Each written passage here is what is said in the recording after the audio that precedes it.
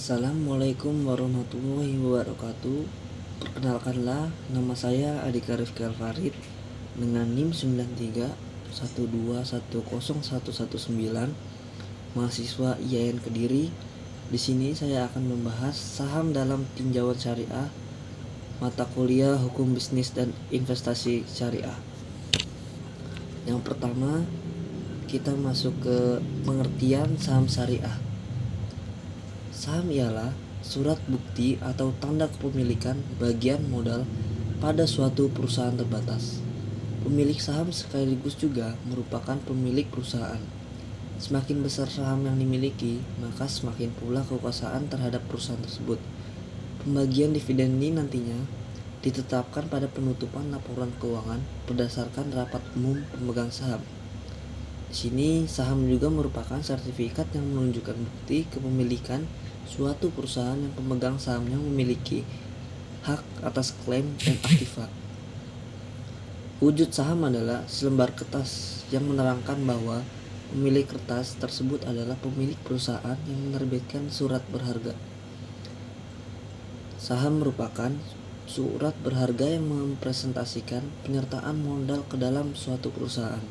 Sementara dalam prinsip syariah, penyertaan modal dilakukan pada perusahaan-perusahaan yang tidak melanggar prinsip syariah, seperti perjudian, riba, serta memproduksi barang yang diharamkan.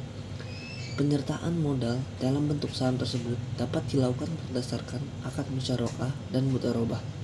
Akad musyarakah pada umumnya dilakukan pada perusahaan yang bersifat privat, sedangkan akad mudharabah umumnya dilakukan pada saham perusahaan publik.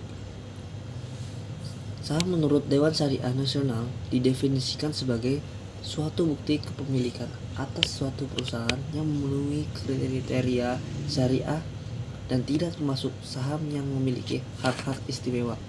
Selanjutnya, dasar hukum yang melandasi suatu saham ialah yang pertama Al-Quran, yang kedua Al-Hadis, yang ketiga Ijma ulama, yang keempat Undang-Undang Nomor 8 Tahun 1999 tentang pasar modal, yang kelima Undang-Undang Nomor 1 Tahun 1995 tentang perseroan terbatas, yang keenam Keputusan Ketua BPPM Nomor Cap 130 BL 2006 tentang penerbitan efek syariah, yang ketujuh Keputusan Ketua BPPM Nomor Cap 131 PL 2006 tentang akad-akad yang digunakan dalam penerbitan efek syariah di pasar modal.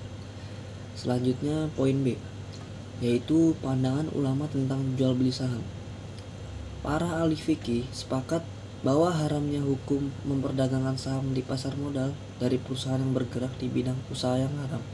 Misalnya, perusahaan yang bergerak di bidang produksi minuman keras, bisnis dan apa saja yang terkait dengan jasa keuangan konvensional seperti bank dan asuransi, dan industri hiburan seperti kasino juga termasuk haram, perjudian, prostitusi, media porno, dan sebagainya.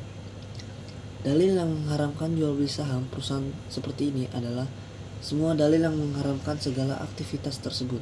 Namun, jika saham yang diperdagangkan di pasar modal itu adalah dari perusahaan yang bergerak di bidang usaha halal, misalnya di bidang transportasi, telekomunikasi, produksi tekstil, dan sebagainya. Ada beberapa fuqaha mengatakan menanam saham dalam perusahaan seperti ini adalah boleh secara syar. Dalil yang menunjukkan kebolehannya adalah semua dalil yang menunjukkan bolehnya aktivitas tersebut. Namun, ada fuqaha yang tetap mengharamkan jual beli saham walau dari perusahaan yang bidang usahanya halal. Mereka ini misalnya Taqiyuddin Nabi, Yusuf As-Sabatin, dan Ali As-Salus. Ketiganya sama-sama menyoroti bentuk badan usaha PT yang sesungguhnya tidak islami. Jadi, sebelum melihat bidang usaha perusahaannya, seharusnya yang dilihat lebih dulu adalah bentuk badan usahanya. Masuk ke poin C, yaitu mekanisme operasional saham syariah di Indonesia.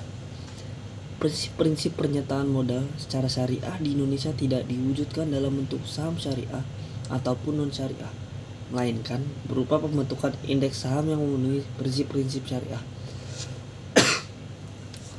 Transaksi pembelian dan penjualan saham di pasar modal syariah tidak boleh dilakukan secara langsung dan dilarang dalam Islam. Hal tersebut dikarenakan pada penjualan saham di pasar modal konvensional, investor dapat membeli dan menjual saham secara langsung dengan menggunakan jasa broker atau pialang, sehingga memungkinkan bagi para spekulan untuk mempermainkan harga. Hal ini mengakibatkan perubahan harga saham sudah ditentukan oleh kekuatan pasar. Oleh karena itu, emiten memberikan otoritas kepada agen di lantai bursa pada proses perdagangan saham syariah.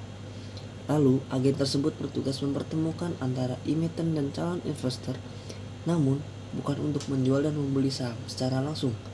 Pada tahapan berikutnya, saham tersebut dijual. Struktur pasar modal tersebut terdiri dari yang pertama, Bapepam. Bapepam merupakan lembaga pengawas pasar modal yang bertugas untuk membina, mengatur, dan mengawasi kegiatan sehari-hari di pasar modal. Bapepam ini berada di bawah tanggung jawab Menteri Keuangan.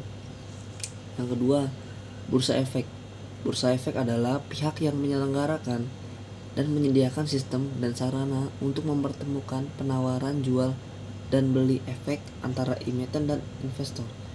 Yang ketiga, Lembaga Clearing dan Penjaminan. Lembaga clearing dan penjaminan adalah pihak yang menyelenggarakan jasa clearing dan penjamin penyelesaian transaksi bursa. Yang keempat, Lembaga Penyimpan dan Penyelesaian. Lembaga Penyimpan dan Penyelesaian berfungsi sebagai penyedia layanan kustodian sentral dan penyelesaian transaksi yang teratur, wajar, dan efisien. Perdagangan di bursa efek, yakni pencatatan efek-efek dari perusahaan yang wajib dicatat di bursa efek untuk diperdagangkan. Transaksi dilakukan oleh perantara perdagangan efek. Mekanisme perdagangan di sini terdiri dari pasar primer dan pasar sekunder. Pasar primer merupakan transaksi antara emiten dan investor sebelum saham-saham diperdagangkan di pasar sekunder.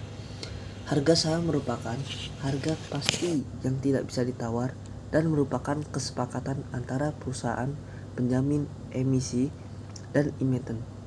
Sedangkan pada pasar sekunder, perdagangan terjadi ketika perdagangan saham sudah melewati masa penawaran umum di pasar perdana dan saham-saham tersebut telah tercatat di bursa efek untuk diperdagangkan. Harga saham di pasar sekunder sangat ditentukan oleh teori permintaan dan penawaran serta kondisi perusahaan yang menerbitkan saham. Harga saham yang ditawarkan pada kedua pasar ini berbeda, dan pada mayoritasnya harga saham di pasar sekunder lebih tinggi dibandingkan dengan pasar perdana. Baik, hanya itu saja yang bisa saya sampaikan. Kurang lebihnya mohon maaf. Wassalamualaikum warahmatullahi wabarakatuh.